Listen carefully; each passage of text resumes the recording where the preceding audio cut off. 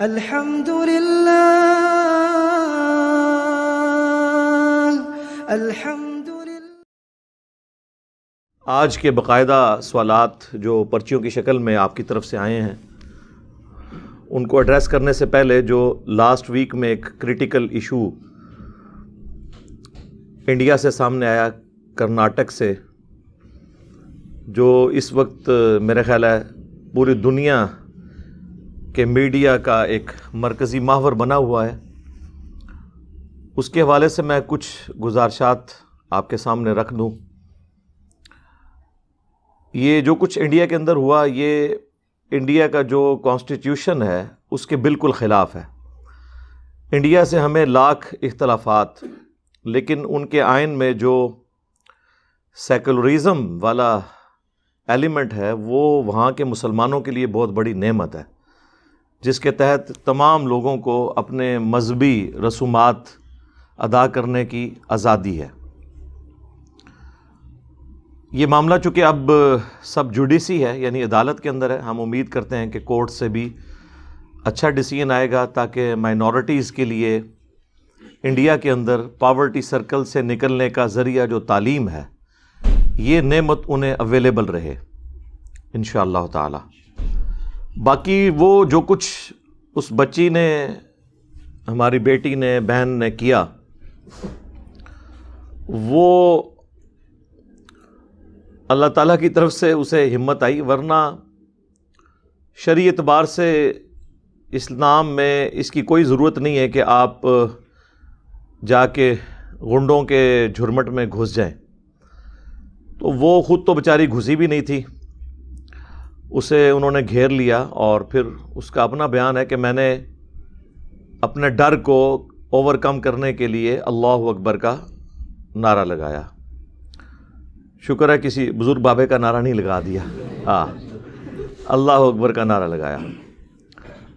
تو ویسے اس طرح کی کبھی سچویشن آ جائے تو اللہ تعالیٰ کی طرف سے اس بچی کو ہمت ملی، اور وہاں پہ حالات بھی فیوریبل تھے میڈیا کی وجہ سے۔ ادروائز اس سے پہلے بھی کچھ بچیوں کے ساتھ اسی یونیورسٹی میں انہوں نے ان کو ہراساں کرنے کی کوشش کی، اور وہ بتا رہی تھی کہ وہ کلاس میں بیٹھی ہوئی رو رہی تھی۔ قرآن حکیم میں تو اس طرح کے جاہلین کے بارے میں آیا، وَإِذَا خَاطَبَهُمُ الْجَاهِلُونَ قَالُوا سَلَامًا۔ جب کبھی جاہلوں سے واسطہ پڑے تو آپ نے ان سے کنی کترا کے گزرنا ہے، دور سے ہی بس سلام والا معاملہ۔ خصوصاً عورت ذات کے لیے تو اس چیز کا اہتمام کرنا زیادہ ضروری ہے۔ یہ چونکہ اسپیسیفکلی ایک سچویشن ایسی آ گئی کہ اسے گھیر لیا، تو اس کے پاس تو کوئی چارہ نہیں تھا۔ ادروائز مستقبل میں بھی انڈیا ہو، پاکستان ہو، میں اسلامی بہنوں سے ریکویسٹ کروں گا کہ مردوں کا جہاں پہ اس طرح کا معاملہ ہو، اس میں گھسنے کی ضرورت نہیں ہے۔ خدا نخواستہ وہ کوئی اور ایکٹیویٹی پرفارم کر دیتے تو اس وقت ہم اور بیٹھ کے رونا رو رہے ہوتے۔ تو دلیری کے اندر اور بیوقوفی کے اندر بڑی باریک سی لائن ہوتی ہے، اس کا خیال رکھنا ضروری ہوتا ہے۔ اس اینگل سے بھی چیزوں کو دیکھا جانا چاہیے۔ اچھا، یہ جو جاہل قسم کی جذباتی نوجوان ہیں نا، چاہے وہ ہندوؤں میں ہوں جنہوں نے یہ حرکت کرنے کی کوشش کی وہاں پہ، خواہ پاکستان میں ہو جس کا آپ نے عملی مظاہرہ جو ہے وہ سیالکوٹ انسیڈنٹ میں تو خصوصاً دیکھا، اس کے علاوہ بھی وقتاً فوقتاً یہاں کے نوجوانوں کی برکات بھی آپ کو حاصل ہوتی رہتی ہیں۔ یہ جو جاہل طبقہ ہے نا جی، مسلمانوں کا ہو، ہندوؤں کا ہو، مینٹالٹی ایک ہی ہوتی ہے، اور یہ کسی بھی ریلیجن کے ریپریزنٹیٹیو نہیں ہوتے، نہ اس کی بنیاد کے اوپر کسی مذہب کے اوپر یا دین کے اوپر حملہ کرنے کی ضرورت ہے۔ یہ میں اس لیے خصوصاً عرض کر رہا ہوں کہ سوشل میڈیا کے اوپر بعض اوقات پھر اس طرح کے واقعات کے بعد لوگ ایک دوسرے کے ریلیجن کو ملائن کرنا شروع کر دیتے ہیں۔ دنیا میں جتنے بھی ریلیجن ہیں، ٹوٹی پھوٹی فارم کے اندر سوشل ایتھکس، سوشل ویلیوز ان کے اندر کامن ہے۔ کوئی بھی دین اس چیز کی اجازت نہیں دیتا، کوئی مذہب اس چیز کی اجازت نہیں دیتا کہ آپ اس طریقے سے زبردستی اپنی مرضی کسی کے اوپر تھوپیں۔ اور اسلام تو واضح کہتا ہے لا اکراہ فی الدین، دین قبول کرنے کے معاملے میں کسی کے اوپر جبر نہیں ہے۔ اس کا دوسرا معنی جو لوگ لے لیتے ہیں بعض اوقات کہ جی جو مسلمان ہو چکا ہے اب اسے نماز پڑھنے کی ضرورت نہیں ہے، نہیں، یہ معنی غلط ہے. اس نے اپنے اوپر تو پابندی کرنی ہے. اس کا معنی یہ ہے کہ آپ نے زبردستی کسی کو اسلام کے دائرے میں داخل نہیں کرنا، اور نہ آپ کا یہ کام ہے کہ آپ لوگوں سے زبردستی داڑیاں رکھوائیں، زبردستی حجاب کروائیں یا اتروائیں. یہ آپ کا کام نہیں ہے. ترغیب دلائیں گے. اس طرح کی کوئی رسپانسبلٹی ہے تو وہ گھر کے سربراہ کی ہے کہ وہ اپنی کمیونٹی کے اندر اپنے گھر والوں کے اوپر نگہبان بنایا گیا. باقی یہ پبلک کے اوپر اپنا ہی مرضی، اپنا فرقہ تھوپنے کی اسلام میں قطعاً کوئی اجازت نہیں ہے. اچھا، مسلمان جو بچیاں ہیں ان کے حجاب کے حوالے سے میں یہاں پہ تھوڑی ڈسکشن اس موقع کو غنیمت جانتے ہوئے کر لوں. باقی تو اس واقعے سے اور کیا نکالنا ہے اس میں؟ اب میں نے تو یہ نہیں کہنا کہ آپ جناب لڑائی جھگڑا شروع کر دیں، اس میں سے کچھ لرن بھی تو کرنا ہے نا. آپ دیکھ رہے ہیں کہ اس مسلمان بچی کی فیور میں لوگ سوشل میڈیا کے اوپر پوسٹیں لگا رہے ہیں. وہ لوگ بھی لگا رہے ہیں جو خود لوگوں کی بہنوں کو، بیٹیوں کو کالجز اور یونیورسٹیز کے باہر یا اندر تنگ کرتے ہیں. وہ بھی جو ہے نا اس وقت بچی کے حق میں بول رہے ہیں. تو وہ اپنا بھی گریبان ذرا جھانک کر دیکھیں کہ اس کے بعد کیا انہوں نے اس سے کوئی عبرت پکڑی ہے، کوئی توبہ کی ہے. یہ پتہ چل جائے گا. یہ کل آ رہا ہے نا، 14 فروری ہے نا 2022، ویلنٹائن ڈے. تو پتہ چل جائے گا یہ اسلامی بھائیوں اور بہنوں نے کتنی عبرت اس واقعے سے پکڑی ہے. پریکٹیکلی تو یہ ہے نا، کارٹون بنتے ہیں گستاخانہ، تو اس کے بعد مسلمان نبی علیہ السلام کی سیرت پہ تو عمل کرنا کوئی نہیں شروع کرتے. البتہ آپ گالی گلوچ ان سے کروا لیں، غصہ ٹھنڈا کروا لیں، اس طرح کی ایکٹیویٹیز وہ پرفارم کرتے ہیں. یہاں پہ بھی رزلٹ تو یہ ہونا چاہیے کہ یہاں پہ جو مسلمانوں کی بچیاں ان کے ساتھ اظہار یکجہتی کر رہی ہیں تو وہ بھی حجاب کی طرف آئیں، اس کو سیریس لیں، پریکٹسنگ مسلمان بنیں. بچے جو ہیں وہ پریکٹسنگ مسلمان بنیں، اور یہاں پر بہنوں کی اور بیٹیوں کی عزت کی حفاظت کریں. یہ رزلٹ اس میں سے نکلنا چاہیے نا. سورۃ الاحزاب میں اللہ تعالیٰ نے پردے کے احکامات تفصیل کے ساتھ بیان کیے ہیں. سورہ الاحزاب میں اور سورۃ النور میں جو پردے کا، حجاب کا حکم آیا وہ سورۃ الاحزاب میں ہے، آیت نمبر 59 کے اندر، کہ اے نبی صلی اللہ علیہ وآلہ وسلم، تم اپنی بیویوں کو، بیٹیوں کو اور مسلمانوں کی عورتوں کو حکم دو کہ وہ اپنے اوپر جلباب کر کے رکھا کریں، بڑی چادر.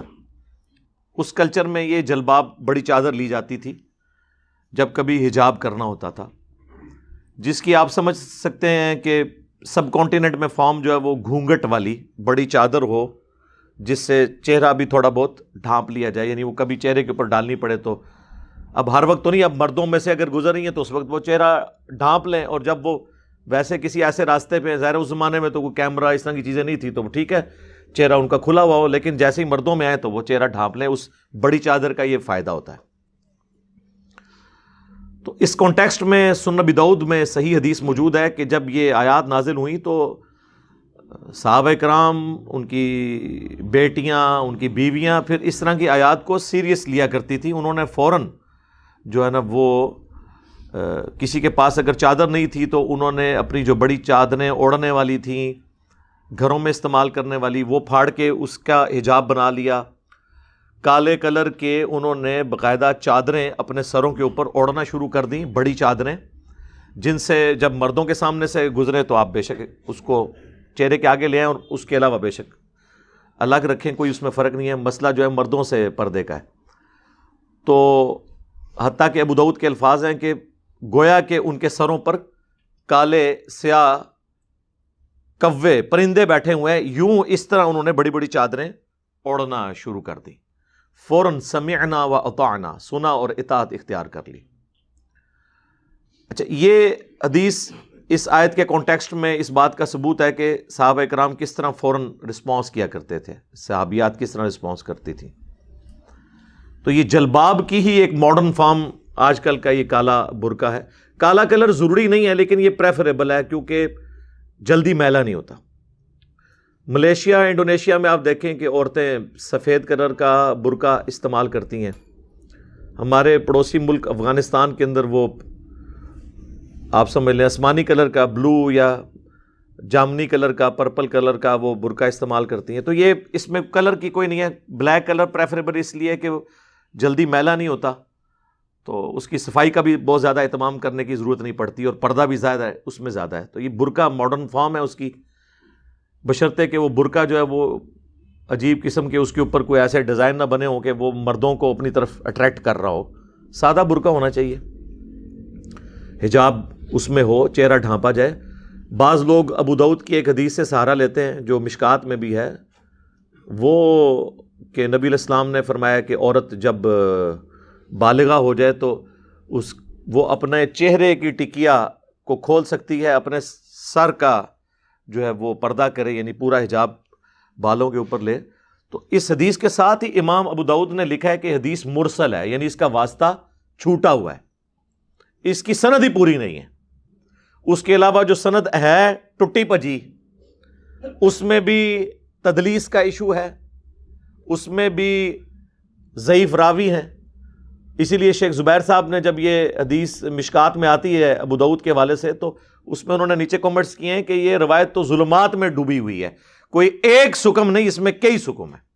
یہی وہ ایک اکلوتی روایت ہے جس کی بنیاد پہ شیخ البانی نے کہا کہ چہرے کا پردہ کوئی ضروری نہیں. اسی کو لے کے ڈاکٹر ذاکر نائک نے بھی یہ بات کی اور مسلمان عورتوں کو کھلی چھٹی دے دی کہ ٹھیک ہے جی آپ چہرہ کھلا بھی رکھ سکتے ہیں، بس صرف بالوں کو ڈھانپ لیں. یہ اسلام کا مزاج ہی نہیں ہے. اسلام کا مزاج یہ ہے کہ آپ نے حجاب کرنا ہے جس کی وجہ سے آپ مردوں کے شر سے بچ سکیں. تو چہرہ ہی تو سب سے اٹریکٹیو چیز ہے. کہتے ہیں جی زینت نہیں ہے، وہ زینت چھپانے کا کہا گیا. جب یہ لوگ رشتہ پسند کرتے ہیں اس وقت چہرے کی طرف جاتے ہیں اور آگے پیچھے جو ہے پھر اور باتیں کرتے ہیں. جب ہم انہیں سورۃ النور کی آیت پیش کرتے ہیں کہ اللہ کا مزاج کیا ہے کہ عورت کے زیور کی چھنکار بھی باہر نہ سنائی دے، اس کی زینت کی چیز. وہ کہتے ہیں جی وہ زیور کی چھنکار نہیں چہرہ کھول سکتی ہے. تو کیا یہ آپ کی عقل مانتی ہے کہ وہ اللہ جو ایک عورت کے زیور کی چھنکار کو بھی گھر سے باہر نکلنے کو حرام قرار دے رہا ہے اور حیا کے منافی قرار دے رہا ہے، وہ چہرہ کھولنے کی اجازت دے گا؟ لاجیکلی اس چیز کو سمجھنے کی کوشش کرنی چاہیے. اور اس پہ ترا یہ کہ بخاری اور مسلم دونوں میں حدیث ہے، سیدہ عائشہ پر جو منافقین کی طرف سے تہمت لگی اسے حدیث افک کہتے ہیں. کافی لمبی حدیث ہے، اس پہ میری تفصیلی ایک ویڈیو بھی ریکارڈ ہے. اس حدیث میں سیدہ عائشہ جو ہے وہ چونکہ ان کا ہار گم گیا، وہ تلاش میں پیچھے رہ گئیں. اس وقت تو ظاہر ہے کہ ہودج ہوتے تھے زیادہ تر اونٹ کے اوپر، اس میں اب عورت بیٹھی ہوئی ہے نہیں بیٹھی ہوئی ہے، قافلہ چل پڑا تو وہ انڈرسٹوڈ ہی ہے، کوئی اتنا فرق تو نہ پڑا. قافلہ اس ٹائم علم غیب بھی کوئی نہیں ہوتا تھا ورنہ پتہ چل جاتا. یہاں تو ہمیں کہتے ہیں جی جو ہے نا بڑے سے بڑا غوث قطب ابدال جو ہے نا جی، وہ کسی صحابی کے گھوڑے کے قدموں کی خاک جو اس کی ناک میں لگے اس کو نہیں پہنچ سکتا. تو وہ تو سارے ہی صحابہ تھے اور اس سے بڑھ کر اللہ کے نبی موجود تھے جن پہ وحی بھی نازل ہوتی تھی، لیکن نہیں پتہ چلا اور وہ قافلہ آگے چلا گیا. سیدہ عائشہ نے سمجھداری کی کیونکہ انہیں پتا تھا کہ نبی علیہ السلام نے ایک صحابی کی ڈیوٹی لگائی ہوتی ہے جو بعد میں کوئی چیزیں بچی کچی رہ جائیں تو وہ سمیٹنے کے لیے آ جاتے ہیں، قافلہ تیزی میں نکل جائے. تو ایسے ہوتا ہے نا، وضو کے لیے رکا، نماز کے لیے رکا تو وہ سمیٹتے تھے، یہ پرماننٹ ڈیوٹی ہوتی تھی اس زمانے میں. تو سیدنا صفوان رضی اللہ تعالیٰ عنہ کی ڈیوٹی تھی اور وہ آئے تو سیدہ عائشہ نے کوشش کی کہ جہاں سے وہ قافلہ اٹھا تھا نا وہ وہیں بیٹھ گئیں، انہوں نے اپنے اوپر چادر کر لی اور وہ کہتی ہے مجھے اونگ آ گئی اور اس دوران میرے چہرے سے پردہ ہٹ گیا. اور وہ صفوان جو ہیں وہ چیزیں سمیٹتے ہوئے جب ادھر آئے تو انہوں نے سیدہ عائشہ کو جب دیکھا تو انہوں نے پڑھا بلند آواز سے انا للہ و انا الیہ راجعون. تو سیدہ عائشہ کہتی میری آنکھ کھل گئی، میں نے فوراً اپنا چہرہ چھپا لیا. اور سیدہ عائشہ کے الفاظ ہیں کہ صفوان نے مجھے اس لیے پہچان لیا کہ انہوں نے آیت پردہ نازل ہونے سے پہلے مجھے دیکھا ہوا تھا. تو اس کا کیا مطلب ہے کہ آیت پردہ نازل ہونے کے بعد سیدہ عائشہ چہرے کا پردہ کرتی تھی. اور وہ بھی اس وقت بھی اس لیے اترا کہ وہ اونگ رہی تھی. اب یہ غامدی صاحب کو جب یہ باتیں ہم بتاتے ہیں وہ کہتے ہیں نہیں جی امہات المومنین کے لیے پردہ ہے, عام عورتوں کے لیے نہیں ہے. تو سورۃ الاحزاب میں تو اللہ تعالیٰ نے امہات المومنین کا ذکر کیا. اے نبی اپنی بیویوں سے, اپنی بیٹیوں سے اور مسلمانوں کی عورتوں سے کہو. دوسری بات, اس امت کے لیے رول ماڈل امہات المومنین رضی اللہ عنہن اور سیدہ فاطمہ الزہرا رضی اللہ تعالی عنہا وسلام اللہ علیہا ہوں گی یا کوئی اور ہوگا؟ وہی ہوں گی. تو اس طرح کے اسکیپ روٹس کو تلاش کرنا یہ بڑی سخت زیادتی والی بات ہے. جن عورتوں کو حجاب کرنے میں شرم و حیا محسوس ہوتی تھی ان کے لیے اب بڑا آسان ذریعہ ہے کہ وہ میڈیکل ماسک یوز کر لیں. اور میں یہ بتاؤں آپ کو, یہ دوسرے حجاب سے بھی بہتر ہے اس حوالے سے کہ یہ ڈھیلا نہیں ہوتا. ایک بار آپ کانوں کے سائز پہ چڑھا لیں, دیٹس آل. اور یہ وہ حجاب ہے جو آپ سے گورا بھی نہیں اتروا سکتا. جہاں پہ حجاب پہ پابندی بھی ہوگی وہ نہیں اتروا سکتے. یہ تو آپ کا ایک ایشو ہے نا. اور میڈیکل ماسک بھی بلیک کلر میں بھی آئے ہوئے ہیں, بلو کلر میں, آپ جو مرضی استعمال کریں. کپڑے کا ماسک استعمال کریں. میں تو اس وقت سے ماسک یوز کر رہا ہوں جب یہ کرونا کی آزمائش نہیں آئی ہوئی تھی. سردیوں میں آپ موٹر بائک پہ, ٹھنڈی ہوا گلے میں جاتی ہے, گلا خراب, ڈسٹ اتنی, تو میں تو بڑا کمفرٹیبل ہوں. اب تو میری زندگی کا حصہ بن گیا.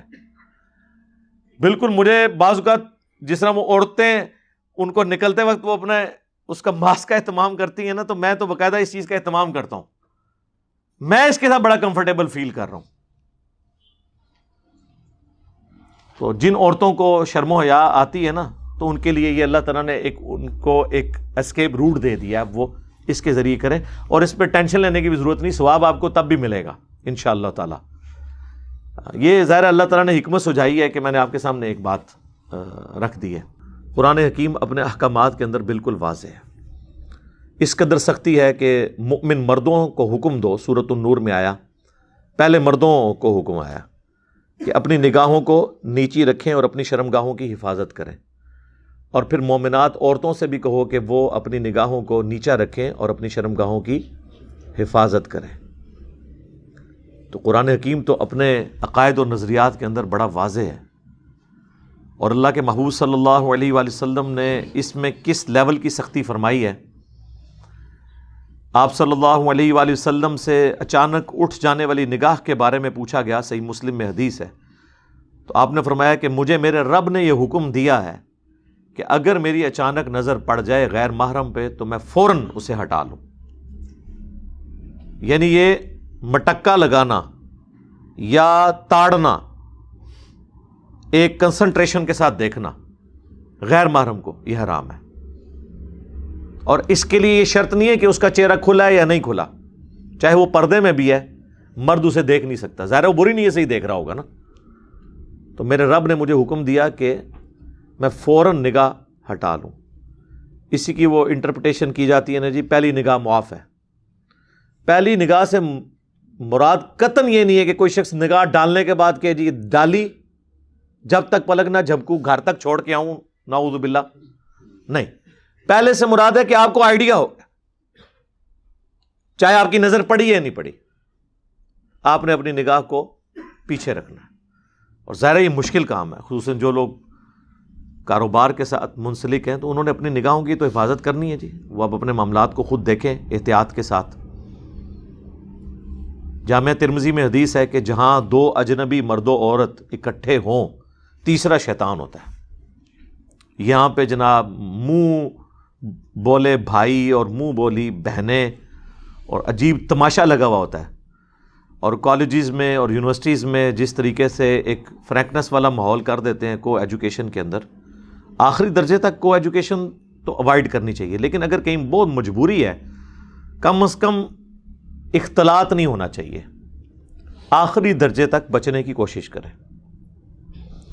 لیکن یہاں تو ٹیچرز جو ہیں وہ بری نگاہیں رکھے ہوتے ہیں, اسٹوڈنٹس کو تو آپ چھوڑ دیں.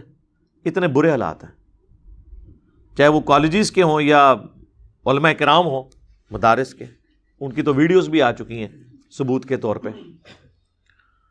تو اللہ تعالیٰ ان کے شر سے مسلمانوں کو بچائے اور انہیں بھی ہدایت دے اور مسلمانوں کو بھی ہدایت دے، آمین۔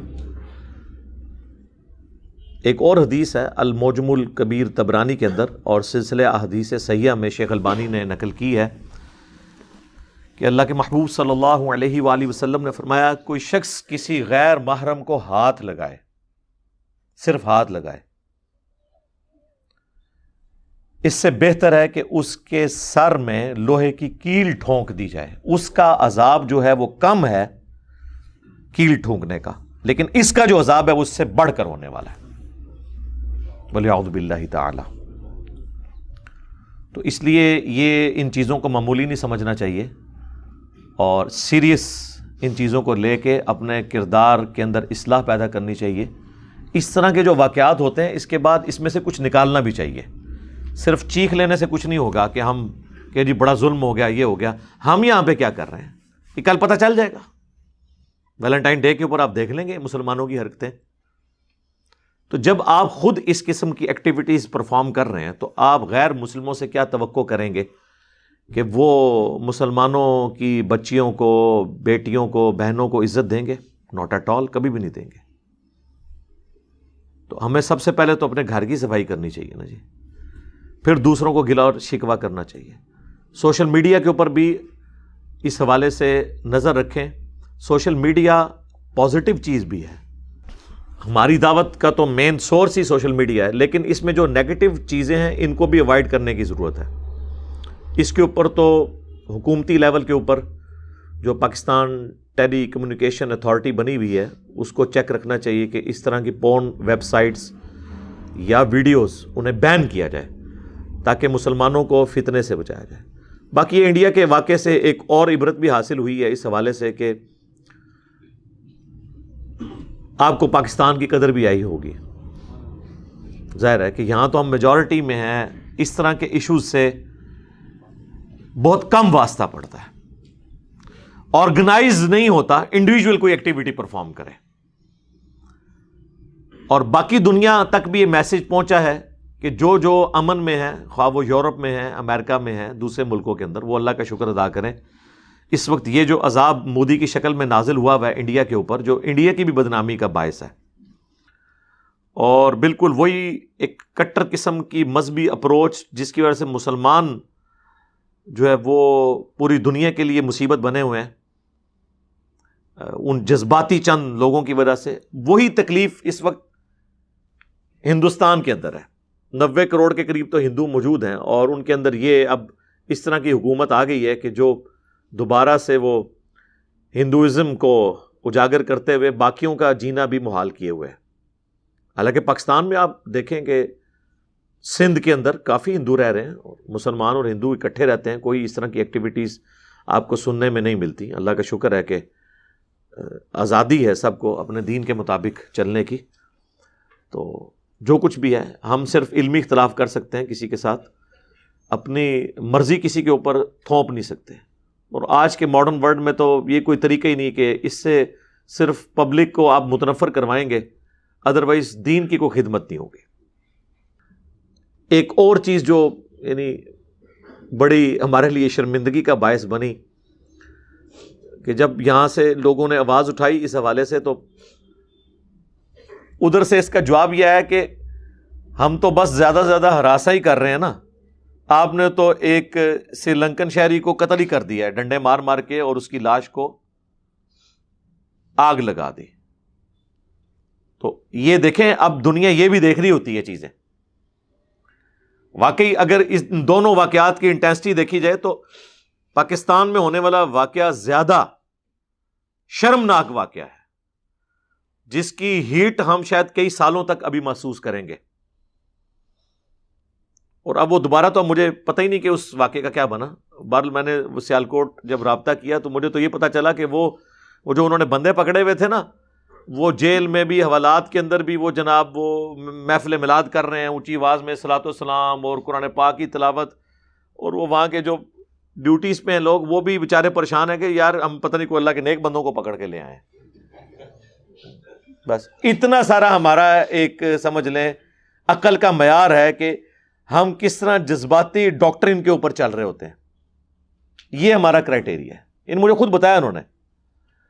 تو خدا کے لیے اس مذہبی طبقے کی داڑھیوں سے، ان کی پگڑیوں سے، ان کے مذہبی ایکٹیویٹی سے دھوکہ نہ کھائیں. جب ان کو موقع ملے گا یہ آپ کو ڈسیں گے. میری تو ٹاپ پرائرٹی ہے کہ پاکستان میں اسلامی نظام آئے، لیکن اگر اسلامی نظام نہیں آتا نا تو دوسرا آپشن یہ ہے کہ یہاں پہ سیکولر کوئی حکومت آ جائے، کم از کم سب کو مذہبی آزادی ہو. ورنہ آپ مجھے بتائیں، آج بریلویوں کے ہاتھ یہ حکومت آ جائے، انہوں نے ہر ننگ دھڑنگ بزرگ کی بھی قبر ڈھونڈ کے اس پہ مزار بنوا دینے. اہل حدیثوں کی حکومت آئی، انہوں نے سارے مزارات گرا دینے اور انہوں نے کہنا سارے مشرک بھی ختم کرو، بریلویوں کو ختم کر دینا. ہاں، تو ہمیں سوٹ کرتا ہے کہ یہاں کسی مذہبی طبقے کی حکومت آئے. یہ تو آپس میں ایک دوسرے کو مسلمان ہی نہیں سمجھتے، انہوں نے ہمارے ساتھ کیا کرنا ہے. تو لہٰذا جن لوگوں کو اسلامی نظام قائم کرنے کا شوق ہے نا، ان کو بھی میں ریکویسٹ کرتا ہوں، خدا کے لیے اسلامی نظام کے تو ہم سب خواہش مند ہیں، لیکن کون سا اسلام؟ سنی اسلام، شیعہ اسلام، پھر سنی اسلام میں بھی وہابی اسلام، صوفی اسلام، بریلوی اسلام، دیوبندی، اہل حدیث، کون سے والا اسلام؟ ہاں، جو کامن ٹرمز ہیں ان کے اوپر بات ہو سکتی ہے. سود کی حرمت ہے سنی کے نزدیک بھی، شیعہ کے نزدیک بھی. اسی طریقے سے بے پردگی نہیں ہونی چاہیے، کو ایجوکیشن کو اوائڈ کیا جائے. یہ ساری چیزیں جو اس کے اوپر تو بات ہو سکتی ہے، لیکن ونس جب مذہبی ایکٹیویٹیز کی بات آئے گی نا سر، تو بریلوی کہیں گے ہم نے تو میلاد کا جلوس نکلنے دینا ہے لیکن 10 محرم کا جلوس نہیں نکلے گا. ہاں، دیوبندی کہیں گے کہ نہ ہم میلاد کا نکالنے دیں گے نہ 10 محرم کا، ہم تو یکم محرم کو ایک خود ساختہ ایک دن ڈکلیئر کر کے سیدنا عمر کی طرف منسوب کر کے ہم اس کا جلوس نکالیں گے. یعنی ان کے نزدیک حضرت عمر کا مرتبہ نبی الاسلام سے بھی زیادہ ہے کہ میلاد تو ہم نے نہیں منانا، حضرت عمر کا دن منانا ہے. یہی رزلٹ نکل رہا ہے نا. تو میں کہتا ہوں سب لوگ اپنی ایکٹیویٹیز کریں کنٹرول انوائرمنٹ کے اندر. جلسے جلوس کرنے کے، روڈ بلاکس کرنے کی ضرورت نہیں ہے، کنٹرول انوائرمنٹ میں کریں. ہندوؤں کو بھی اجازت دیں، عیسائیوں کو بھی دیں، لیکن کسی کے اوپر اپنی مرضی نہ تھوپیں. سڑکیں بلاک کر کے عشق رسول یا عشق اہل بیت کا اظہار کرنے کی کوئی اجازت نہیں ہونی چاہیے، ورنہ یہ مشکل ہو جائے گی. اور ہماری ینگ جنریشن اس طرح کی جو حرکتیں دیکھ رہی ہے نا، اس سے دین سے متنفر ہی ہو رہی ہے، دین کی طرف مائل نہیں ہوگی. دنیاوی تعلیم نے اتنے لوگوں کے دماغ کھول دیے ہیں کہ لوگ ان چیزوں کو سوچتے ہیں کہ یار اس کے بعد رزلٹ کیا نکل رہا ہے. بہرحال اللہ تعالیٰ انڈیا کے جو مسلمان ہیں ان کے لیے آسانی والا معاملہ کرے، خصوص بالخصوص جو کشمیر کے مسلمان ہیں انڈیا میں، اور بھی پوری دنیا کے اندر جہاں پہ مسلمان پس رہے ہیں، ہم ان کے لیے دعا کرتے ہیں. چائنا میں، عراق میں، افغانستان کے اندر، فلسطین کے اندر، اللہ تعالیٰ ان کی عزت، آبرو، جان اور مال کی حفاظت فرمائے، اور اللہ تعالیٰ ہمیں اپنی موت سے پہلے قبر و آخرت کی تیاری کرنے کی توفیق عطا فرمائے. اپنے مسلمان بھائیوں کے ساتھ ان کی اخلاقی سپورٹ جاری رکھنے کی توفیق عطا فرمائے. آمین. صلو علی محمد و آل محمد. اللہم صلی علی محمد وعلی آل محمد و اصحاب محمد اجمعین الی یوم الدین. آمین.